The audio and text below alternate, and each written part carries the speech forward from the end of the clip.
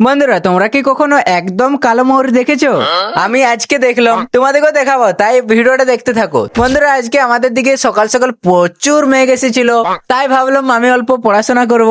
কিন্তু আমার দ্বারা পড়াশোনা পড়তে পড়তে কখন যে রিলস দেখতে লেগে গেলাম আমি নিজেও বুঝতে পারলাম না।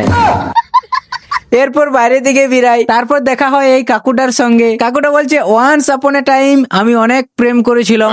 আচ্ছা, অনেক? আমাদের তো একটাও হচ্ছে না গো। এরপর বাড়ি এসেই দেখি আমাদের মাছ ভাজা চলছে, তাই চটপট স্নান করতে চলে যাই। বন্ধুরা, আমি আমার ভবিষ্যৎ দেখতে পেয়ে গেছি, কারণ আমার হাতের আঙ্গুলে তিল আছে, তার মানে আমি ভবিষ্যতে ধনী ব্যক্তি হচ্ছি। বন্ধুরা, এটা হচ্ছে দেশি ময়ূর, আমাদের নয়, তবে এটাকে হালকায় নিও না, কারণ বহু দাম, আমার থেকে বেশি দাম।